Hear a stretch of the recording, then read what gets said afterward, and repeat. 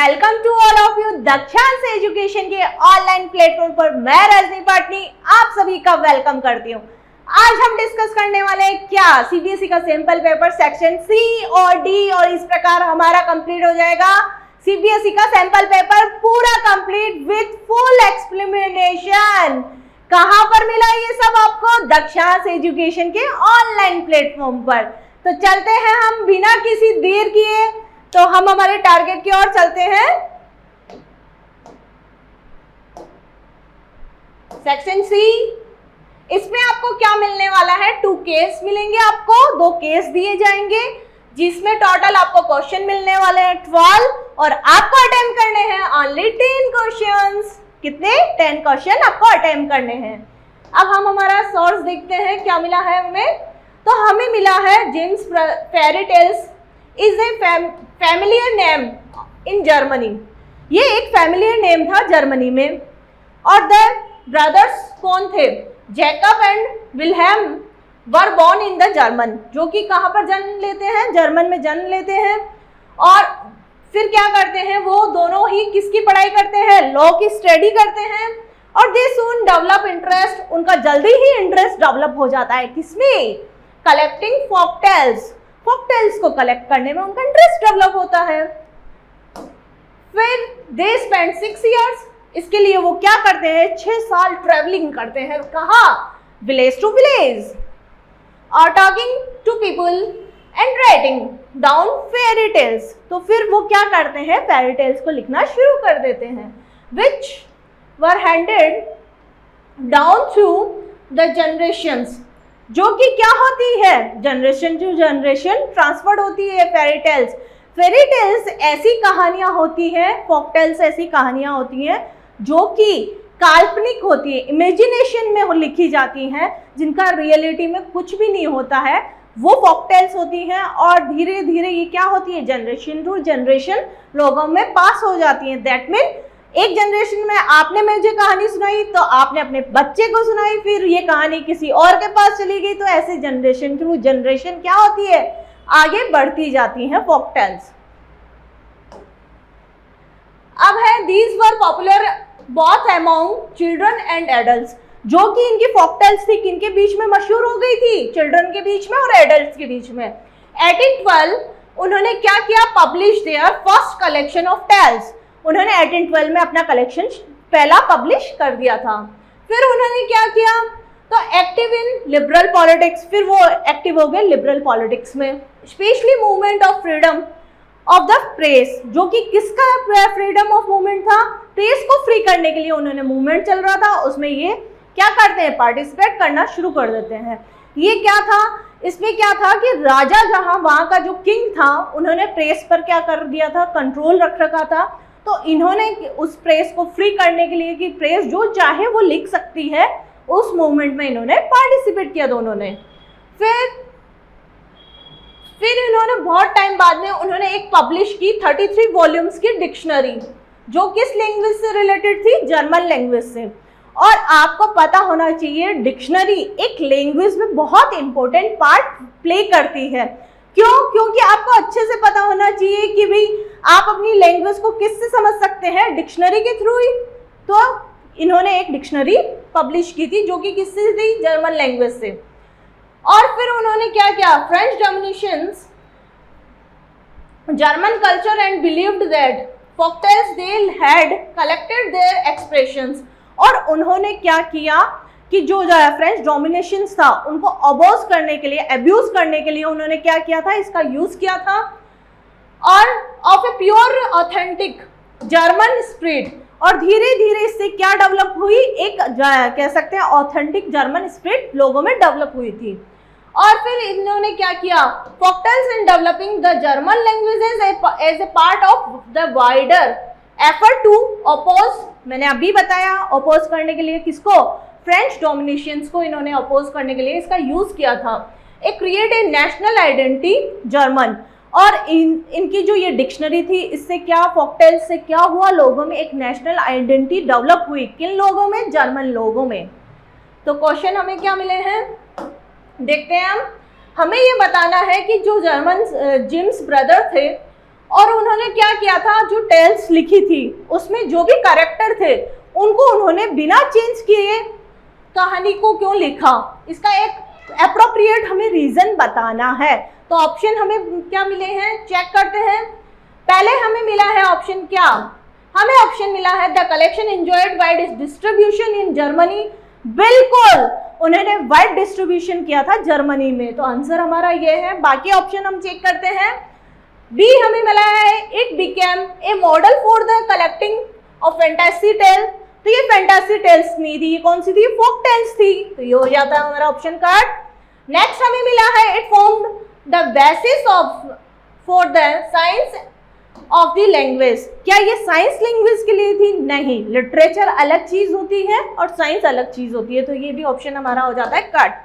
D option हमें क्या मिला, डी ऑप्शन हमें मिला है people easily accepted their written adventures tales. क्या ये एडवेंचर टेल्स थी, नहीं, ये क्या थी, फोक टेल्स, तो ये भी कट हो गया। आंसर हो गया हमारा ए, चेक कर लेते हैं हम। यस, आंसर हमारा क्या, ए। ओके, नेक्स्ट क्वेश्चन हम देखते हैं। नेक्स्ट हमें क्या क्वेश्चन मिला, हमें बताना है कि भाई जो लिटरेरी कंट्रीब्यूशन था जेम्स ब्रदर का was wide spread, identify the best suitable option इसमें the same form of the following. हमें इसमें सुटेबल ऑप्शन बताना है। तो क्या हमें इससे डेवलपमेंट मिला था ऑफ सिटीज एंड टाउन्स का। सेकंड ऑप्शन हमें मिला setting up of new political parties, तो ये भी नहीं होगा क्योंकि उन्होंने कोई पॉलिटिकल पार्टीज डेवलप नहीं की थी, ये ऑप्शन हमारा कट हो जाता है। फिर इन्होंने कहा प्रमोशन ऑफ एथनिक बिलोंगिंग। बिल्कुल, उन्होंने क्या किया था, एथनिक बिलोंगिंग को डेवलप किया था, तो प्रमोशन किया था ना उनका, किसके थ्रू, जर्मन फीलिंग कहाँ से आई थी, फोकटेल्स के द्वारा, जो उन्होंने कहानियां लिखी थी, तो ये आंसर हो जाएगा। और लास्ट है इमर्जेंस ऑफ सोशलिस्ट आइडियोलॉजी, तो उन्होंने कोई सोशलिस्ट आइडियोलॉजी नहीं डेवलप की थी, तो आंसर हो गया हमारा सी। चेक करते हैं हम। यस, और एथनिक का मतलब क्या होता है, एथनिक का मतलब होता है आपके कल्चर से रिलेटेड, क्या होता है कि अलग अलग जो भी आपके कल्चर से रिलेटेड भावनाएं होती हैं, फीलिंग्स होती हैं, उसे हम कहते हैं एथनिक। अब हमें क्वेश्चन क्या मिला है, फिल इन द ब्लैंक मिला है, दैट मीन आपको इस ब्लैंक में कोई एक वर्ड लगाना है। तो क्या मिला, the work of the James brothers influenced and inspired people to collect tales, they believed in a spirit of and considered essential for the reflection of national identity. अभी हमने जर्मनी में नेशनल आइडेंटिटी इनके tales के द्वारा देखी थी, feelings develop हुई। तो हम देखते हैं हमें ऑप्शन क्या मिले। क्या, मुझे ये बताइए, नेशनल आइडेंटिटी किससे डेवलप होती है, आपकी किस चीज से, कल्चर से। आपका कल्चर आपकी नेशनल आइडेंटिटी को डेवलप करता है, तो इसमें ऑप्शन देखिए, कल्चर मिल गया आपको, या फिर कंजर्वेटिव, आपका जो कंजर्वेटिज्म है उससे क्या आपका कह सकते हैं हमारा नेशनलिज्म की फीलिंग डेवलप होती है, नहीं होती, क्योंकि किसी भी देश की पहचान क्या होती थी, तो होती है क्या, उनका कल्चर, हमारी संस्कृति। जैसे इंडिया में जो भी कल्चर है, धोती कुर्ता पहनना, या हमारे लोगों का बोलने का एक वे होता है, वो हमारा कल्चर है, हमारा वेशभूषा, खाना पीना, ये सब हमारे क्या है, हमारे नेशनल की आइडेंटिटी होती है। तो इसमें भी हमें पूछा गया जर्मन आइडेंटिटी क्या थी, तो किसके द्वारा पता चलेगा किसी देश की पहचान, कल्चर के द्वारा। तो आंसर हो गया हमारा ए। चेक करते हैं हम। यस, आंसर ए। अब आपको नेक्स्ट क्वेश्चन क्या मिला, तो आपको मिला है कि foreign domination was considered the threat nation building. आपकी जो नेशन बिल्डिंग है उसके लिए खतरा होते हैं, कौन, जो कि बाहर के लोग आते हैं, वो आपकी जो भी नेशन की बिल्डिंग होती है, जो नेशन बिल्डिंग होती है, उसको खतरा पहुंचाते हैं। तो हमें इसके लिए एक ऑप्शन बताना है कि कौन सा सही है। तो ऑप्शन देखते हैं हम। वो क्या करते हैं, आपके एक्सप्लॉयटेशन करते हैं ऑफ नेचुरल रिसोर्सेज को। ये बात तो सही है कि वो हमारे नेचुरल रिसोर्सेज को एक्सप्लॉइट तो करते हैं, बट वो क्या, इससे आपकी नेशन की जो बिल्डिंग है उसको खतरा होता है, नहीं बच्चा। अभी मैंने बात की है किसके लिए, कल्चर के लिए। नेशन बिल्डिंग किससे डेवलप होती है, कल्चर से। तो ये ऑप्शन हो जाता है हमारा कट। सेकंड आपको मिला है erosion of native values and Athos. तो बिल्कुल आपकी नेटिव वैल्यूज को वो एक्सप्लॉइट कर देते हैं। क्या करते हैं, जैसे कि बाहर के ट्रेडर्स आए थे, उन्होंने धीरे धीरे अपने जो कल्चर थे वहाँ के, जैसे पोटैटो आ गया पुर्तगीज के थ्रू, किसी ने अपनी लैंग्वेज यहाँ ला दी थी, तो उनसे हमारा क्या हुआ, जो भी हमारा कल्चर था, जो भी हमारे एथिक्स थे, वो क्या हुए, धीरे धीरे स्पॉइल्ड होने लगे। तो ये आंसर हो जाता है हमारा बी। सी देखते हैं, violence and mass killing of people, इससे कोई फर्क नहीं पड़ता लोगों के मरने से, इससे नेशनल बिल्डिंग को कोई ज़्यादा हानि नहीं होती है। लास्ट है आपका spread of new disease in the country, क्या वो नई डिजीज लेके आते हैं तो इससे नेशनल बिल्डिंग को खतरा होगा? नहीं, थोड़ा बहुत होता है बट इतना ज़्यादा नहीं होता। तो आंसर क्या होगा हमारा? बी। चेक करते हैं हम, तो आंसर बी हो गया। यस, नेक्स्ट हमें क्या क्वेश्चन मिला है? हमें मिला है कि James brother able to connect with their culture with references the above contents infer the appropriate option। हमें इसके लिए एक बेस्ट ऑप्शन बताना है। तो क्या मिले हैं हमें ऑप्शन? हम चेक करते हैं हमारे option. Through the feelings of formal way of communication, क्या फॉर्मल वे के द्वारा उन्होंने कम्युनिकेशन शुरू किया था? सेकंड बताया गया through the feelings of oneness as European community, नहीं ये भी नहीं था। तो ये दोनों ऑप्शन हमारे हो जाते हैं कट। अब सी हमें मिला है through the feeling of collective. बिल्कुल, उन्होंने जो 33 वॉल्यूम अपनी डिक्शनरी निकाली थी उसके द्वारा उन्होंने क्या भावना पैदा की थी, जर्मन लोगों में नेशनल आइडेंटिटी डेवलप की थी। तो इससे क्या होगा, कलेक्टिव की फीलिंग डेवलप हुई कि नहीं हुई? तो उन्होंने क्या, कलेक्टिव बिलोंगिंग अमॉन्ग नेशनल्स। तो उन्होंने सी आंसर होगा, क्योंकि उन्होंने लोगों में, जर्मन लोगों में क्या की थी, नेशनल फीलिंग डेवलप की थी। और लास्ट ऑप्शन आपको क्या मिला? थ्रू द फीलिंग्स ऑफ चीयरनेस और रेफरेंसेस टू मैनरिज्म। तो ये भी आंसर हमारा कट हो जाता है। आंसर क्या होगा? सी। चेक करते हैं हम। यस, उन्होंने क्या किया? Through the feelings of collective, एकता की भावना डेवलप की थी लोगों में। किसके थ्रू? फॉकटेल्स के थ्रू, उनकी डिक्शनरी के थ्रू, जर्मन लैंग्वेज बनाई थी डिक्शनरी की। अब हमें क्या मिला है? दो सेंटेंस मिले हैं जिसमें एक असर्शन है, दूसरा आपका रीजन मिला है। तो हमें असर्शन में क्या मिला? हमें मिला है read the statements and choose the appropriate option. ठीक है, अब हमें एक सही ऑप्शन चूज करना है। पहले तो हम आपका स्टेटमेंट पढ़ते हैं। क्या मिला? हमें मिला है regimes of 1815 did not tolerate criticism and dissent. तो हमें पता है कि 1815 में क्या हुआ था, वाटरलू की लड़ाई होती है, जिसमें क्या होता है, आपका नेपोलियन बोनापार्ट हार जाता है। और वो हार जाता है, फिर क्या होता है, कंजर्वेटिव वहाँ पर डेवलप होती है। तो फिर धीरे धीरे सीक्रेट सोसाइटी भी अपने डेवलप होती है, लेकिन उन्हें खुले में काम करने की आज़ादी नहीं होती, हमने देखा था। तो फिर अब आपको ये रीज़न भी हमारा सही है कि वो क्रिटिसाइज भी नहीं कर सकते थे गवर्नमेंट को। क्यों? क्योंकि जो गवर्नमेंट बनी थी वो नहीं चाहती थी कि उनकी पॉलिसीज़ के अगेंस्ट में लोग कुछ बात करें, तो उन्होंने बिल्कुल भी अलाउड नहीं किया था। तो वो तो क्या कर सकते थे, सरकार की आलोचना नहीं कर सकते थे। तो हमारा जो रीज़न मिला है वो सही है। अब हमें आपको असर्शन मिला है वो सही है। रीज़न देखते हैं हमारा क्या है, कंजर्वेटिव रिजिम्स वर ऑटोक्रेटिक। आपको अच्छे से पता होगा कि वो ऑटोक्रेटिक थे। क्यों? क्योंकि उन्होंने क्या किया था, हम सर्वे सर्वा हैं। ऑटोक्रेट मतलब क्या होता है? ऑटो मतलब अपने आप चलने वाला, निरंकुश, जो मर्जी हो वो करेगा। ऑटोक्रेट, आपने एक बार एसी को ऑटो में डाल दिया तो वो अपनी मर्जी से ऑन होएगी और अपनी मर्जी से बंद होएगी। तो वैसे ही होता है आपका ऑटोक्रेट्स। वो क्या करते हैं, निरंकुश होते हैं, सर्वे सर्वा होते हैं, वो चाहे वैसे शासन करते हैं। तो हमारा इसको बिकॉज लगा के हम चेक करेंगे कि हमारा क्या ऑप्शन सही है। तो आई थिंक सभी को पता होगा कि ये दोनों ही सही हैं। तो आंसर क्या हो जाएगा हमारा, ए। चेक करते हैं हम। Yes, both A and R true and R is correct explanation of A. Next हमें क्या मिला है? नेक्स्ट हमें फिर से एक सोर्स मिला है, देखते हैं वो किससे रिलेटेड है। हमारा रिलेशन है इसका कल्टीवेशन से।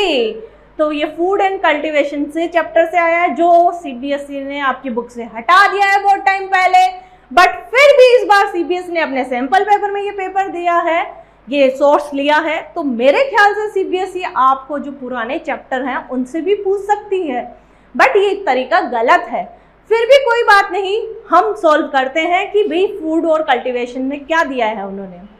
तो ये दिया गया है, there has been a gradual shift from cultivation of food crops to cultivation of fruit. तो क्या हुआ कि जो पहले जो हमारे जो कह सकते हैं कल्टीवेशन किया जाता था, वो पल्सेस आपके धान से रिलेटेड उनको क्या किया जाता था, कल्टीवेशन किया जाता। बट अब धीरे धीरे ग्रेजुअली क्या हो रहा है, वो चेंज होता जा रहा है। अब हम क्या कर रहे हैं, क्रॉप्स का किसका कल्टीवेशन कर रहे हैं, फ्रूट्स का, वेजिटेबल का, ऑयल सीड्स का एंड इंडस्ट्रियल क्रॉप्स का। इंडस्ट्रियल क्रॉप्स कौन सी होती है, जिनसे पैसा आता हो ज़्यादा। तो जस्ट लाइक आपका कॉमर्शियल जो भी कल्टीवेशन होगा, आपका कॉमर्शियल कल्टीवेशन क्रॉप्स कौन सी होगी, शुगर कैन हो गया, आपका कॉटन हो गया, जिनसे आप पैसा कमा सकते हैं। तो धीरे धीरे हम उसकी तरफ बढ़ते जा रहे हैं। This has lead to reduction in net sown area under cereals and pulses. इससे क्या हो रहा है, धीरे धीरे जो हमारे पल्सेस हैं और जो आपका सीरियल्स, जो भी धान से रिलेटेड अनाज को जो उगाई वाले सिस्टम थे, उनका क्या हो रहा है, धीरे धीरे एरिया, नेट सोन एरिया है वो कम होता जा रहा है। जितने एरिया में पहले वो क्या कहते हैं कि पल्सेस और ये डेवलप की जाती थी, उस एरिया में आज मतलब मान लीजिए 100% पहले पल्सेस और आपका सीरियल्स वाले चीज़ें डेवलप की जाती थी, बट आज क्या हो गया, 50% रह गया, उनका नेट सोन एरिया कम होता जा रहा है। और with the growing population of India, but क्या हो रहा है भाई, अनाज और दालें तो हमेशा जिंदगी भर चाहिए हमें खाने के लिए, बट और क्या हो रहा है, हमारे इंडिया की एक और बड़ी सिचुएशन है कि इंडिया की पॉपुलेशन तो दिन प्रतिदिन बढ़ती जा रही है, हम चाइना को भी पीछे छोड़ने वाले हैं। तो फिर अब इस कंडीशन में क्या हो रहा है, डिक्लाइनिंग फूड प्रोडक्शन, धीरे धीरे हमारा फूड प्रोडक्शन आ रहा है नीचे, और puts a big question mark over the countries future food security. इससे क्या हो रहा है, फूड सिक्योरिटी पे एक बहुत बड़ा क्वेश्चन मार्क लगा रहा है हमारे इंडिया पर। Yes, the competition for land between non-agriculture uses such as housing और एक्सेट्रा। और हम क्या कर रहे हैं, धीरे धीरे सड़कें बनाते जा रहे हैं, मल्टीनेशनल कंपनीज बनाते जा रहे हैं, जिनके लिए हमें क्या चाहिए, पॉपुलेशन बढ़ेगी तो हमें रोजगार भी चाहिएगा, रहने के लिए घर भी चाहिए, तो बड़ी बड़ी कंपनियां बनाई जा रही है, बड़ी बड़ी बिल्डिंग्स खड़ी की जा रही है। तो इससे भी हमारा नेट सोन एरिया कल्टीवेशन के लिए कम होता जा रहा है, खेत कम होते जा रहे हैं, और एग्रीकल्चर जो रिजल्टेड है रिडक्शन होता जा रहा है नेट सोन एरिया। इसका रिजल्ट क्या हो रहा है, नेट सोन एरिया कल्टीवेशन का कम होता जा रहा है। Yes, the productivity of land has started showing decline trend. धीरे धीरे क्या हो रहा है, डिक्लाइन होता जा रहा है, हमारा जो भी ट्रेंड तरीका है वो कम होता जा रहा है। और फिर क्या किया, fertiliser, pesticides and insecticides which once showed dramatic results. धीरे धीरे क्या हुआ, पहले तो इन्होंने बहुत अच्छे रिजल्ट्स दिए थे जब हमारी हरित क्रांति आई थी, बट अब क्या हो रहा है, इसका रिजल्ट्स भी हमें बुरे मिल रहे हैं। Are now being held responsible for degradation the soil. इसके लिए हम रेस्पॉन्सिबल हैं कि हमारी सॉइल का डिग्रेडेशन होता जा रहा है, और हमें बतानी है अब पीरियोडिक स्केर्सिटी बढ़ती जा रही है और water has lead to reduction in area. धीरे धीरे वाटर भी कम होता जा रहा है आपके एरिया में, कहीं पर तो पानी बहुत ज़्यादा हो जाता है, तो वहाँ पर क्या होता है, फसल खराब हो जाती है और वो वाष्प बन के, वेपर बन के आपका पानी उड़ जाता है। तो फिर नीचे क्या होता है, पानी में केवल नमक जो होता है वो नीचे रह जाता है, और धीरे धीरे वो क्या करता है, आपकी सोइल की जो प्रोडक्टिविटी है उसको कम कर देता है। और insufficient of water management, water का मैनेजमेंट भी नहीं है, कहीं ज़्यादा बारिश तो कहीं कम बारिश। तो इसकी वजह से भी क्या हो रहा है, जो वाटर लॉगिंग है, मैंने अभी बताया कि सॉल्टिलिटी और ये जो सैलिनिटी है ये भी बढ़ती जा रही है। वाटर लॉगिंग मतलब पानी में बहुत ज़्यादा हो जाना वाटर लॉगिंग कहलाता है। तो अब हम क्वेश्चन देखते हैं इसमें क्या होगा। क्वेश्चन हमें मिला है कि infer from the above given information that marginal and small farmers have been pushed out of cultivation, which one of the following is the prominent cause, इसका कारण क्या है? तो हम देखते हैं हमें ऑप्शन क्या मिले हैं। फूड एंड, इसमें हमें मिला है food and fruit crops are expensive in market, ये तो है बट इसकी वजह से ये काम नहीं हो रहा, तो ये ऑप्शन नहीं होगा। अब सेकंड है कि shift to multifarious crops according demand, ये भी नहीं हो रहा क्योंकि मल्टीफेरियस वो नहीं बढ़ा रहे हम। तो फिर क्या हो रहा है? Periodic scarcity of water in many reasons, ये भी नहीं है। मेन रीजन क्या है इसका? मेन रीजन है soil degradation and extensive green revolution, जिसकी वजह से क्या हो रहा है? जिसकी वजह से जो स्मॉल फार्मर्स हैं वो क्या कर रहे हैं? कल्टीवेशन को पुश कर रहे हैं। तो इसका आंसर हो गया डी। अब आपको ऑप्शन मिला है कि हमें स्टेटमेंट को पढ़ना है, तो फर्स्ट स्टेटमेंट हमें क्या मिलना है और इसमें करेक्ट ऑप्शन को हमें बताना है। फर्स्ट ऑप्शन हमें मिला है Indian farmers are diversifying their cropping pattern, तो बिल्कुल बदलते हुए वो उन्होंने जो क्या किया है, धीरे धीरे अपने क्रॉपिंग पैटर्न को चेंज कर दिया है। क्या करते जा रहे हैं? वो इंडस्ट्रियल जो क्रॉप्स हैं उनको डेवलप कर रहे हैं, फ्रूट्स को डेवलप कर रहे हैं, वेजिटेबल्स को डेवलप कर रहे हैं। तो ये आंसर भी हमारा सही होता है। हमें सेकंड भी पढ़ना पड़ेगा क्योंकि इसमें हमें करेक्ट ऑप्शंस बताने हैं। अब सेकंड में दिया गया है they are shifting production from cereals, fruits, vegetable etcetera, अभी मैंने बात की है, तो ये भी हमारा सही है। अब दिया गया है थर्ड ऑप्शन हमें jute is in high demand in the Indian market, तो ये नहीं है क्योंकि जूट की बात हमारे इस कल्टीवेशन वाले टॉपिक में नहीं की गई। तो हमारा आंसर क्या होगा? चेक करते हैं हम। फर्स्ट सेकंड किस में दिया है? ए में, तो आंसर हो जाएगा हमारा A. Yes, answer A. Next question हमें क्या पूछा गया है? हमें इसमें दी गई है इंफॉर्मेशन, कुछ इंफॉर्मेशन दी गई है और हमें इसमें बताना है reduction in the net sown area under cereals and pulses. Net sown area का जो सीरियल्स और पल्सेस का नेट सोन एरिया कम क्यों होता जा रहा है, उसके लिए हमें रीजन बताना है। तो ऑप्शन देखते हैं हम। हमने पढ़ा था ना अभी कि क्या रीजन था, तो बताइए आप लोग। Lack of markets to sell cereals and pulses, क्या उनके लिए मार्केट कम होता जा रहा है? नहीं। और earn more income from the non agriculture sector, ये भी नहीं हो रहा। किस वजह से हो रहा है नेट सोन एरिया इनका कम, पल्सेस और सीरियल्स का? Need of huge labour in cultivating cereals and pulses, ये भी जरूरत नहीं है क्योंकि जितने लेबर थे उतना काम कर सकते थे। तो ये तीनों ऑप्शन हमारे हो जाते हैं कट। ऑप्शन क्या बचता है? Availability of more profit from commercial crops. बिल्कुल हम इसीलिए कर रहे हैं हमारी जो सीरियल्स और पल्सेस को कम, क्यों? क्योंकि हमें क्या मिल रहा है? कमर्शियल क्रॉप्स को ग्रो करने से बहुत ज़्यादा पैसा। तो आंसर हो गया हमारा डी। चेक करें, हो गया। अब क्या पूछा गया है आपको? Fertiliser, pesticides and insecticides which one of showed dramatic results, इससे हमें क्या ड्रामेटिक रिजल्ट्स मिले हैं? Are now being held responsible for degradation of the soil, इससे क्या हो रहा है? सोइल का डिग्रेडेशन होता जा रहा है क्योंकि मैंने पहले ही बताया ज़्यादा से ज़्यादा आप फर्टिलाइज यूज़ करोगे, एक बार तो बहुत अच्छी आपकी क्या होगी? खेती होगी, बट धीरे धीरे आपकी सोइल का डिग्रेडेशन होता जाता है। और in for the positive effect, ये तो क्या है? Negative effect. हमें इसका बताना है पॉजिटिव इफेक्ट किनका? फर्टिलाइजर का, पेस्टिसाइड का और इंसेक्टिसाइड्स का। तो क्या पॉजिटिव इफेक्ट हुआ हमारा ग्रीन रेवोल्यूशन से, हम देखते हैं। तो ऑप्शन मिला है these inputs have shown increased outputs and productivity, क्या इससे प्रोडक्टिविटी बढ़ी है? These are integral to the process of reducing agrarian losses, ये भी नहीं है। These inputs can put the amount of harvestable produce, ये भी नहीं है। These are the leading causes mortality and health problems, ये भी नहीं होगा। तो आंसर क्या है? आंसर है हमारा ए। चेक करते हैं हम। यस, इससे क्या हुआ? इंक्रीज हुआ है हमारा इनपुट भी और आउटपुट भी। बिल्कुल ग्रीन रेवोल्यूशन जब आया था तो अचानक आपकी क्या हुआ? क्रॉप्स और कल्टीवेशन में बहुत ज़्यादा डेवलपमेंट देखने को मिला था हमें। अब next question, there are states in India which are using fertilisers, pesticides and insecticides at excessive level. हमें उन स्टेट के नाम बताने हैं इस क्वेश्चन में कि जहां पर पेस्टिसाइड्स और आपका इंसेक्टिसाइड्स और ये सारी चीज़ें बहुत ज़्यादा यूज़ की गई थी। तो बताते हैं हम कौन से स्टेट थे, कर्नाटका और केरला में नहीं था, हरियाणा और पंजाब में ऐसा हुआ था। तो आंसर हो गया हमारा बी, यस, हरियाणा और पंजाब। और इसीलिए आजकल क्या हो रहा है, धीरे धीरे इनकी जो सॉइल डिग्रेडेशन होता जा रहा है यहाँ पे।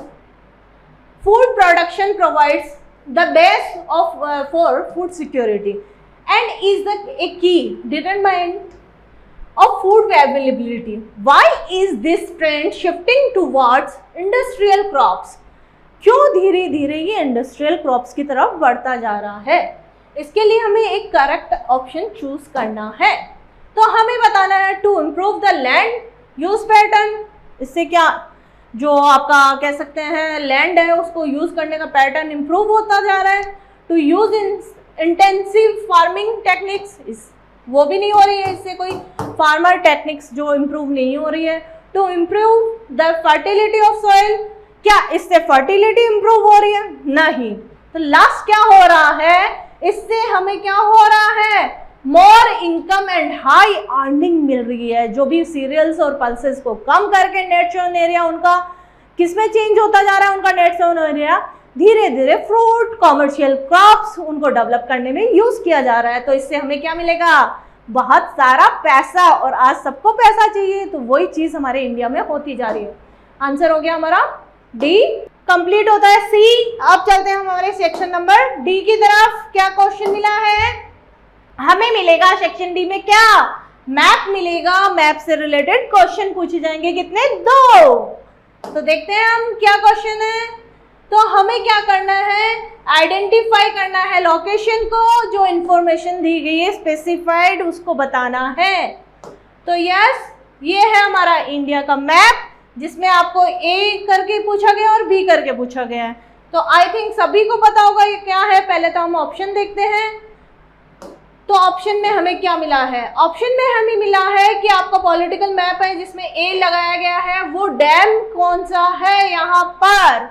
तो ये बताइए कि मुझे ये कौन सा स्टेट है, ए जहां पर लगा है वो मार्क किया हुआ है, वो स्टेट कौन सा है आपका। तो वो स्टेट अगर आपको याद आ जाएगा तो आपको डैम भी दिमाग में आ जाएगा। तो ये सबका पता होगा, पंजाब का पुत्र, पंजाब। और ऑप्शन में क्या मिले हैं हमें, डैम। तो सल्लाल आपका कहां पर है, तो मेरे को पता होगा आप लोगों को, सल्लाल है हमारा जम्मू कश्मीर में, ओके, JNK में। और भाखड़ा नांगल सबको पता होगा कि भाखड़ा नांगल कहां पर है, तो ये है हमारा पंजाब में। आंसर हो गया हमारा ए, क्योंकि ए में क्या कौन से स्टेट पे था, ए मार्क आपके पंजाब में। तो आंसर हो गया हमारा बी।